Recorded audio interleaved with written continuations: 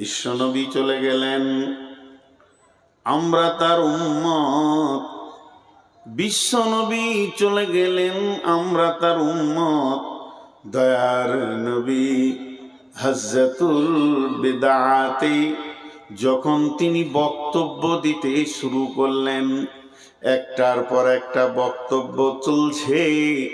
হযরতে উমর আছেন, আবু বকর আছেন, ওসমানও আছেন, আলী আছেন। এমন সময় বিশ্বনবী উটের ওপরে আছেন কিংবা উটের নিচে আছেন। এই অবস্থায় আরাফাতের ময়দানে আয়াত নাজিল হয়ে গেল, বিসমিল্লাহির রহমানির রহিম, আল-ইয়াউমা আকমালতু লাকুম দীনুকুম ওয়া আতমামতু আলাইকুম নি'মাতি ওয়া রাদিতু লাকুমুল ইসলাম দীন। আজকের দিনে তোমাদের দিনকে পরিপূর্ণ করে দেয়া হলো, আমার নিয়ামতকে পরিপূর্ণ করে দেয়া হলো, এবং আমি রব এর ওপরে রাজি আছি। বন্ধুরা আমার, এই আয়াত যখন বিশ্ব নবী সাহাবীদেরকে শোনালেন, আবু বকরের মতো লোকটা চোখে ছলো ছলো ছলো ছলো ছলো পানি, হযরত উমরের মতো লোকটা চোখে ছলো ছলো ছলো পানি, হযরত আলী তারও চোখে পানি। তারা শুনছেন, সাহাবীরা ভাবছেন এটা তো জাহান্নামের কথা নয়, এটা তো জান্নাতের কথা নয়, এটা তো পুলসেরাতের কথা নয়, নয়তো নয়, এটা পুলসেরাতের কথা, কিয়ামতের কথা, কবরের কথা। কত সাদা বাটা কথা বললেন নবীজি। আজকের দিনে দিন পরিপূর্ণ করে দেয়া হলো, আর তোমাদের কাছে দিন আসবে না।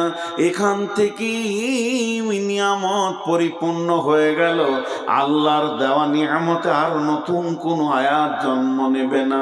তবে শুনে নাও, এই দিনের ওপরেই আমাদের রব রাজি আছেন। তবে কাঁদার কারণটা কি? হযরত উমরকে জিজ্ঞেস করা হলে উমর বললেন, বন্ধু তোমরা কি বুঝতে পারছো না? দিন পরিপূর্ণ হয়ে গেছে মানে আর নতুন কোনো কানুন তৈরি হবে না, আর নতুন কোনো দিন আসবে না। যতগুলি দেওয়ার ছিল হয়ে গেছে, এখন এই দিন পেছনের দিকে যাবে আর সামনের দিকে বাড়বে না। তার মানে একটা মিস্ত্রি যখন গ্রিল তৈরি করে, যতক্ষণ তৈরি করতে থাকে গ্রিলটার ওজন বাড়ে, যেদিন কমপ্লিট হয়ে যায় সেই দিন থেকে ক্ষয় হতে শুরু হয়। তার মানে বিশ্বনবী যে মাপের দিন, যে কাটিংয়ের দিন, যে স্ট্রাকচারের দিন আমাদেরকে দিয়ে চলে গেলেন, এই দিনটা আর 20 বছর পর এত সুন্দর আমরা পাবো না। ক্ষয় হতে হতে ক্ষয় হতে হতে ক্ষয় হতে হতে এটা এমন একটা এগিয়ে লেগে যাবে। হযরত আবু বকরকে জিজ্ঞেস করা হয়, আবু বকর তুমি কেঁদেছো কেন? হজ্জাতুল বেদার শেষ বয়ান শুনে আবু বকর বলে, বন্ধুরে ওই আয়াতটা তোমাকে আমাকে কি বলেছে জানো কি? ওই আয়াতটা বলেছে বিশ্বনবী এসেছিলেন একটা পরিপূর্ণ ডিউটি নিয়ে, তাকে পাঠানো হয়েছিল, এমনি এমনি পাঠানো হয়নি।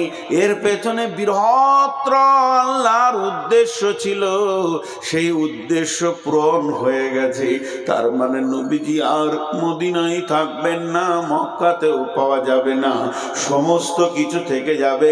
নবীজির বিদায়ের বক্তব্য ওখান থেকেই পাওয়া যায়। বিশ্বনবী এবার বিদায় নেবেন, আর রসুলের চেহারা দেখতে পাবো না। বন্ধুরে, সেই দিন যেন আমাদের কাছে বিলুপ্ত হতে চলেছে, বিদায় নিতে চলেছে আপনার আমার হাত থেকে। তাই সেই হজ্জাতুল বেদাতে শেষ বক্তব্য ছিল বিশ্বনবীর, হে আমার আল্লাহ, আল্লাহুম্মা শাহাদ, আল্লাহ তুমি সাক্ষী থাকো, তুমি সাক্ষী থাকো, তুমি সাক্ষী থাকো। এই পর্যন্ত নয়, হজ্জাতুল বেদাতে বিশ্বনবী যখন বক্তব্য রাখেন, লোক সংখ্যা কত ছিল, সাহাবা সংখ্যা কত ছিল, শিষ্য সংখ্যা কত ছিল? কম বেশি 1.5 লক্ষ সাহাবা সংখ্যা ছিল।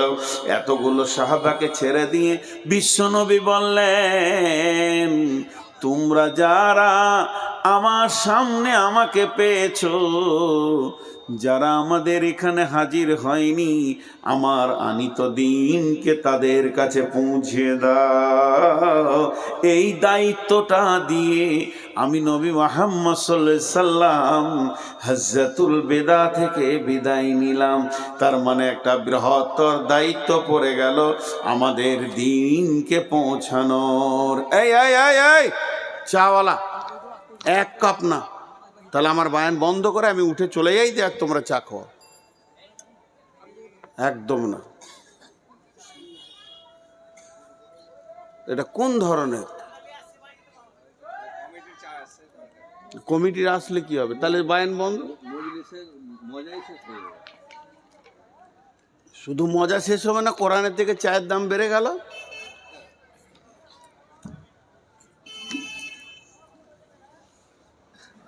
তো হজ্জাতুল বেদা থেকে বিশ্বনবী বিদায় নিয়েছেন, তারপরে মদিনায় এসে ওফাত হয়েছেন অনেকদিন পরে, সেটা কথা নাই, এটা ওনার শেষ হজ ছিল।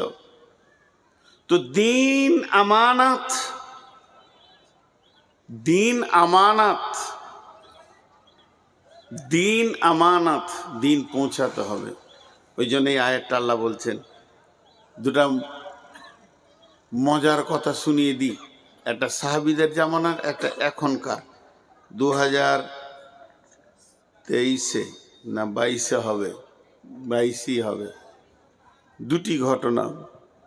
হযরত আবু বকর যখন ঈমান আনে, কালেমা শাহাদাত পড়ে, রসুলের হাতে হাত দিয়ে, সময়টা ছিল সন্ধ্যার সময়, ঠিক ধরেন মাগরিবের পরে পরই হযরত আবু বকর গিয়ে রসুলের কাছে কালেমায়ে শাহাদাত পড়লেন, আশহাদু আল্লা ইলাহা ইল্লাল্লাহ ও আশহাদু আন্না মুহাম্মাদান আবদুহু ওয়া রাসূলুহু। ওনার বিজনেসটা ছিল ফেরি, কাপড়ের বিজনেস, টলাই টলাই ঘোরা, টলাই টলাই ঘুরে কাপড়, জামা, পোশাক বিক্রি করতেন। 24 ঘন্টা পর রসুলের কাছে আসছেন, কালেমা পরে রাতে ঘুমিয়েছেন, সকালে কাপড়ের বোঝা নিয়ে রতনপুরের গলি গলি ঘুরছে, কাপড় নেবে, কাপড়, হ্যাঁ কাপড় নিব, এসো ভাই আল্লাহকে ধরো। তো সন্ধ্যার সময় আবার রসুলের কাছে ফিরছেন। যখন রসুলের কাছে ফিরছেন তখন 10 জন নতুন কালেমাওয়ালাকে নিয়ে, কালেমা পড়িয়ে 10 জন নতুন মুসলমান নিয়ে যাচ্ছে। সাহাবীরা সব রসুলের কাছে কালেমা পড়েনি, সাহাবীদের ভিতরেও কালেমা পড়ানো হয়েছে। 10 জন নিয়ে যাচ্ছেন, আর আল্লাহ রসুলকে যে খুশিতে বলছেন, এ রাসূলুল্লাহ, এই 100 দিরহাম, 100 দিনার যেটা হয়েছে এটা আমার দুনিয়া, আর এই 10টা আমার আখিরাতের ফসল। সে কালেমা পড়েছে সন্ধ্যায়, পরের দিনে তার কি কাজ বুঝে এসেছে, আমাদের বুঝে আসেনি। 30 বছরের মুসলমান, 40 বছরের মুসলমান, 50 বছরের মুসলমান, 70 বছরের মুসলমান, কিন্তু আমাদের বুঝে আসেনি। তবে আমাদের একটা জিনিস বুঝে এসছে, বেলা 12টায় বিয়ে পড়ানো হয়েছে, এবার শ্বশুর ঘর কবর আসতে হবে, ওটা বলতে হয় না। ওটা খুব সুন্দর বুঝে এসেছে যে আমার বিয়ে পড়ানো হয়েছে মানে আর কামাই দিলে হবে না, কাজ চালু করে দিতে হবে। এদিকটা আমাদের বুঝতে অসুবিধা নেই, বুঝতে অসুবিধা হয়েছে আমি একজন মুসলমান, আমার কাজ কি। জি। আর এই 24 সালে যে ঘটনাটা বলছি, এটা এই নদিয়ার ঘটনা। কাটোয়ার নদীতে পার হয়ে, দেবগ্রাম পার হয়ে ডান দিকে একটা মসজিদ আছে, ড্রাইভারকে বললাম গাড়িটা দাঁড় করাও। মাগরিবের নামাজ ছিল, আল্লাহর হুকুম সেদিন আবার একটা জানাজাও ছিল মসজিদে, লোক প্রচুর, মসজিদের বার ভিতর পুরা ভর্তি হয়ে গেছে। আমি এক কোণে নামাজ পড়লাম, ইমাম সাহেব সালাম ফিরল, একটা লোক 35 থেকে 40 বয়স হবে এরকম আইডিয়া, উঠে দাঁড়ালো, আসসালামু আলাইকুম। আপনাদের এদিকেও দাঁড়ায়, কেউ হয়তো বলে আমার অসুখ আছে, কেউ বলে আমার অমুক হয়েছে, এই হয়েছে হয়েছে, কিছু দেন ভাই, কিন্তু উনি উঠে দাঁড়ালেন, আসসালামু আলাইকুম। আউযু বিল্লাহি মিনাশ শাইতানির রাজীম, বিসমিল্লাহির রহমানির রহিম। আমরা যে যা কাজ করব বিসমিল্লাহ বলে কাজ করব। আল্লাহ আমাদেরকে তৌফিক দেন। বসে গেল, কিছু চাইলাম না, কিছুই না। লোক তো অবাক, কোন খেপারে, তাগড়া জওয়ান, উঁচু মানুষ, সুস্থ মানুষ, সব জানাজার লোক, কে যেমন যে যেমন কথা বলতে বলতে, কি ব্যাপার, কিছু চাইলো না। লোকটাকে জিজ্ঞেস করা হলো পরে, আমরা অনেক লেটে বের হয়েছি, 8-10 জনকে ধরলো, ভাই কি ব্যাপার, তুমি কি বলতে চাইছো? বলছে, আমি একজন মুসলিম, গত 3 দিন হলো নতুন কালেমা পড়েছি। আমি মাস্টার্স কোর্সের ছেলে, MA পাস করা ছেলে। আমি শুনেছি এবং আমি বই পড়েছি, বিশ্বনবী বলেছেন তুমি যতটা জানো অতটা লোককে প্রচার করো। আমি 2 দিনে শুধু বিসমিল্লাহটা শিখেছি, ওটার প্রচারেই আমি নেমে গেছি। কি হলো? ওই চেয়ারটা খারাপ আছে। আচ্ছা যাক, ওটা কিছু নয়, একটা ঘটনা ঘটেছে, চেয়ার ভাঙতেই পারে। এইদিকে বসো, এদিকে বসো, নিচে বসো। তো আমি বিসমিল্লাহটা শিখেছি, বিসমিল্লাহর প্রচারে নেমে গেছি। এবার আল্লাহ কি বলছেন? বিসমিল্লাহির রহমানির রহিম। আল্লাযীনা আমানু ওয়া হাজারু ওয়া জাহাদু ফি সাবিলিল্লাহি বিআমওয়ালিহিম ওয়া আনফুসিহিম। আল্লাহ তাবারক ওয়া তাআলা বলছেন, একটা ইমানদারের 5খানা কাজ। প্রথমে সে ঈমান আনবে, আল্লাযীনা আমানু, সে ঈমান আনবে। যখনই তার ভিতরে ঈমান ঢুকে যাবে, যখনই তার ভিতরে ঈমান নামে স্পিরিটটা চলে আসবে, ঈমানের উদ্দীপনা চলে আসবে, ঈমানের চয়েস যখন তার কাছে পৌঁছে যাবে, ওয়াহাজারু, ওই লোকটা কোনোদিন আর ঘরে স্থির বসে থাকতে পারে না। সঙ্গে সঙ্গে সে নিজের ঘর ছাড়বে। ঘর ছেড়ে যাবে কোথায়? যার কাছে দিন নাই, কালেমা নাই, ওর কাছে দিন আর কালেমাটা পৌঁছাতে যাবে। একটা ঈমানদার বসে বসে সময় নষ্ট করতে পারবে না। তার পৃথিবীতে সেকেন্ডের মূল্য আছে, তার পৃথিবীতে মিনিটের মূল্য আছে। আল্লাহ তাবারক ওয়া তাআলা বলেন, যখনই তোমার ভিতরে ঈমান নামে বস্তুটা ঢুকে গেছে, জেনে লাও তুমি একটা বিরাট ক্ষমতার মালিক হয়ে গেছো। তুমি আল্লাহকে চিনেছো, রসুলকে চিনেছো, তোমার 6টা জিনিসের প্রতি ঈমান হয়ে গেছে। এরপরে তোমার কাজ কি? ওয়াহাজারু, তুমি ঘর ছাড়ো, তুমি তবলিগে বের হয়ে চলে যাও। আজকের ছেলেগুলো চিন্তা কি করেছে, 3-4জন আলেমকে নিয়ে এসে অত্র এলাকায় একটু তাবলিগ করে নিব। ভাইয়া আমার, আপনাদের এটাকে নেকেট করছি না, এটা তো একটা শুনিয়ে দেওয়া তাবলিগ। এই রকম যদি 20 বছর শোনান একটা বেনামাজিকে, তাকে রাস্তায় আনা যাবে না, তাহলে জালসা কি কোনো কাজে লাগে না? বলে লাগে। আল্লাহ বলেছেন, অযাক্কির ফাইন্না যিকরা তানফাউল মুমিনিন। তুমি জিকির করো, তুমি স্মরণ করো, কিতাবের তুমি কথা বলো, আল্লাহর কথা বলো, কালাম পাকের কথা বলো, লাভ কি হবে? মমিনের লাভ হবে। মমিন তার দিলের তারাক্কি খুঁজে পাবে। কিন্তু যে লোকটা এখনো মসজিদ চিনল না, যে লোকটা জুয়ারি, রাস্তায় যদি একটা কাঁটা পড়ে থাকে, কাঁচ পড়ে থাকে, আমার মতো 65টা বক্তা যদি 2 ঘন্টা করে বক্তব্য রেখে চলে যায়, কাঁটাটা 1 ইঞ্চি নড়বে না। তাহলে বক্তা লাগবে না, মাইক লাগবে না, প্যান্ডেল লাগবে না, প্রচার লাগবে না। খালি এইভাবে হাতে করে ধরেন, তুলে সরিয়ে দেন। 1 মিনিটের কাজ 100 বছরেও হবে না। অতএব বন্ধুরে, আল্লাহ তাবারক ওয়া তাআলা বলছেন, তোমার ভিতরে যখন ঈমান এসে গেছে, এই ঈমানটা আর একজনকে পুশ করতে হবে, আর একজনের কাছে দিতে হবে। তখনই তুমি তোমার মাথাকে পরিচালনা করো, কার কাছে পৌঁছাবো। কোন লোকটা দিন হারা হয়ে রাস্তায় রাস্তায় ঘুরছে, এখনো সে সে আল্লাহকে পাচ্ছে না, রসুল পাচ্ছে না।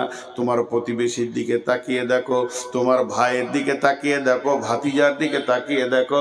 আল্লাহ তাবারক ওয়া তাআলা বলেছেন, ইয়া আইয়ুহাল্লাযীনা আমানু কু আনফুসাকুম ওয়া আহলিকুম নারা আলাইহা ওয়াকুদুহান নাস ওয়াল হিজারাতু আলাইহা মালাইকাতুন গিলাদুন শিদাদুন লা ইয়াসুনাল্লাহা মা আমারাহুম ওয়া ইয়াফআলুনা মা ইউমারুন। হাদিসের কথা, কোরআনের কথা আপাতত 1 মিনিটের জন্য বন্ধ রাখলাম, দুটো দর্শন কথা বলবো।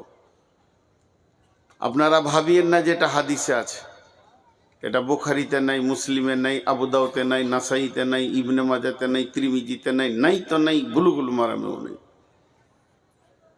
কিন্তু যারা ইসলামকে নিয়ে রিসার্চ করেন তাদের ব্রেন কম নয়। 2-3টি কথা খালি দর্শন বলবো। ইমাম আহমদ বিন হাম্বল বলেন, সারা পৃথিবীর কোন কোণে, আরেকবার বলছি কথাটা ইমাম আহমদ বিন হাম্বলের, সারা পৃথিবীর কোন কোণে কোনো একটা লোক যদি বেকালমা হয়ে মারা যায়, কালেমা পেল না, আল্লাহ পেল না, রসুল পেল না, কোরআন পেল না, হেদায়েত পেল না, লোকটা মারা গেল, তার কাছে কালেমা পৌঁছালো না। পৃথিবীর কোনো কোণে কোনো একটি লোক যদি বেকালমা হয়ে বিনা দাওতে মারা যায়, ওই লোকটা যে গুনহা হবে, ও যে গুনহা করে জাহান্নাম যাবে, ওই গুনাহটাকে সারা পৃথিবীর মুসলমানদেরকে ভাগ করে দেওয়া হবে। তোরা কেন বসেছিলি বল, ওর কাছে পৌঁছালো না কেন বল, কেন গেল না তুই বল, তোরা কি মাল নিয়ে বসেছিলি, তোরা কি বেটা নিয়ে বসেছিলি?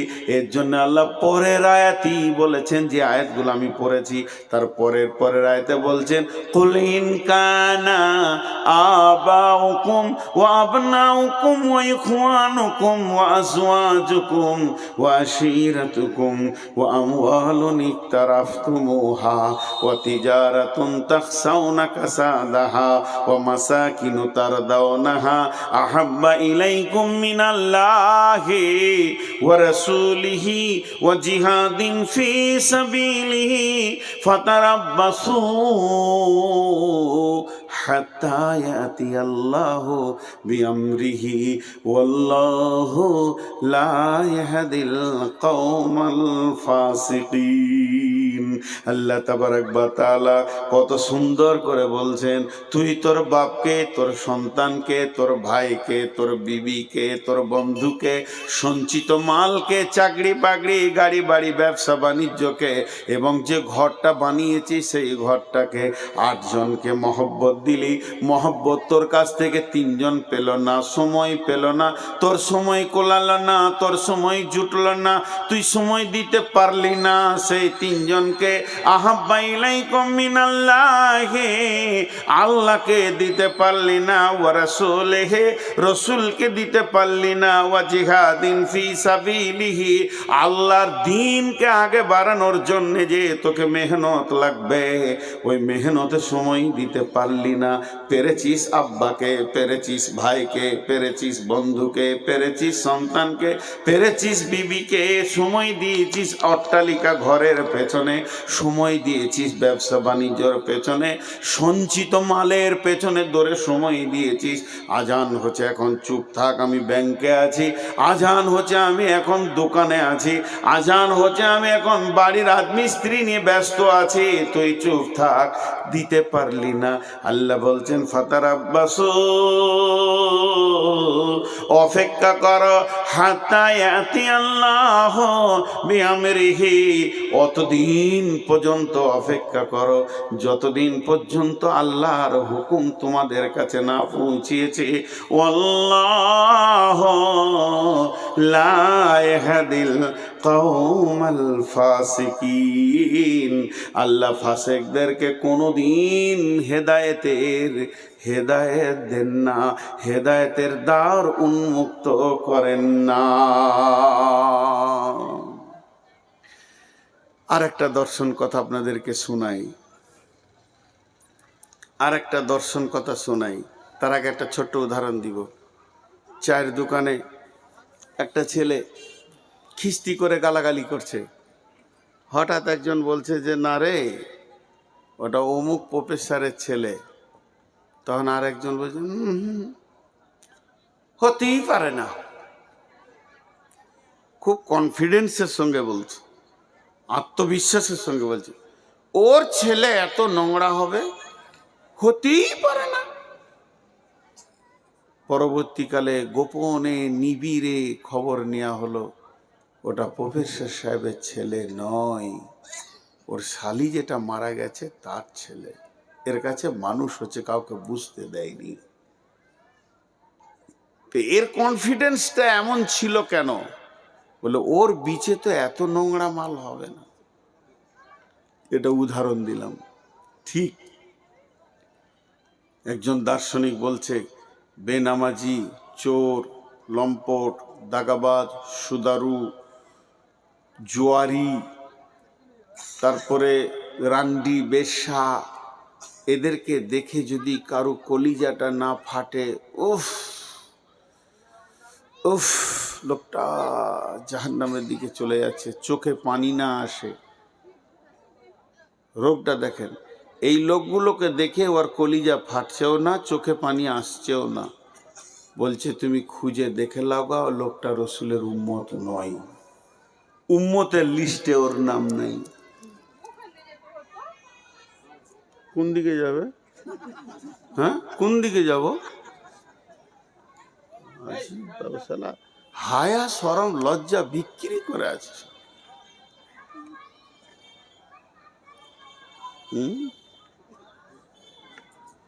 বলছে তুমি তদন্ত করো, উম্মতের লিস্টে ওর নাম নাই। উম্মতের লিস্টে যদি নাম থাকতো তো চোখে পানি থাকতো। জি, বিধর্মী লাশ যাচ্ছে, চলে গেল লাশটা, আল্লাহ রসুলের চোখ দিয়ে পানি। ইহুদির লাশ, মুসলমানের নয়। এই এই চল ওদিকে যা, বেয়াদব। একবার বুকে এসে বসছে, লোকগুলোকে পেছনে করে দিয়েছে। কোন মাসে পড়ে গো ছেলেটা? হ্যাঁ, আসলে আমার 490 সুগার। সুগার বেশি হলে মিজাজ খিটখিটে হবে, কিছু করার নেই, এটা আমার আয়ত্তে নেই, হবেই। কেউ লড়লে ওকে দেখলে বকবো। কারণ রিংটাল যখন সাইকেল এনেছেন তখন খচর খচর শব্দ হবেই। আমি তো আপনাদের রিংটাল বক্তা। আমার 490 সুগার মানে বুঝছেন, আর মিজাজ নিজের কন্ট্রোলে থাকবে না ভাই। এটা কিছু করার নাই, এটা রোগ, মেনে নিতে হবে। তো এবার শোনেন, ইহুদির লাশ। সাহাবীরা প্রশ্ন করে দিলেন, ইয়া রাসূলুল্লাহ আপনার চোখে পানি কেন? প্রথম নম্বরে মুসলিম নয়, দ্বিতীয় নম্বরে প্রতিবেশী নয়, তৃতীয় নম্বরে আত্মীয় নয়। মুসলিম নয়, আত্মীয় নয়, প্রতিবেশী নয়, তিনটি দরদের কোনো একটা অ্যাঙ্গেল থেকে ওকে পাওয়া যেছে না। লাশটা তো চলে গেল, আপনি কাঁদলেন কেন? বিশ্বনবী বললেন, হে আমার সাহাবীরা, যদি কালেমা পড়ে নিত তো আগুন থেকে বেঁচে যেত। বিশ্বনবীর কাছে খিদমতে একটা যুবক থাকতো, ছোট ছেলে, যুবক লয়, শৈশব কৈশবের বাচ্চা। দাঁতনটা এনে দিত, জুতোটা সোজা করে দিত, উজুর পানি এনে দিত। তিনি একাই নবীকে এত ভালোবাসতেন। ওই ছেলেটা হচ্ছে ইহুদিদের ছেলে, মুসলিমের ছেলে নয়। বাইদি বাই নবীজি শুনতে পেলেন ছেলেটি দুদিন আসেনি, হয়েছে কি? বলে অসুস্থ হয়ে বাড়িতে পড়ে আছে। নবীজি বললেন চলো যায়। সাহাবারা জালাম মাজমাইনদেরকে সঙ্গে করে নিয়ে ছেলেটিকে দেখতে গেলেন। ছেলেটি বিছানায় পড়ে আছে, আপ আপ করে